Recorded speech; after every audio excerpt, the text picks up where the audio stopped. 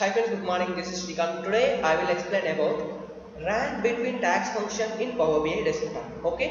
See this here. Click this new column and type here rank between. See this when you select this rank between tax function, then showing see this here written here random number between the numbers you specify. Okay. Press enter here and type here I wanted to create a new column 400 to 1000 values random showing in my new column. So now I am typing a 400 comma next to 1000.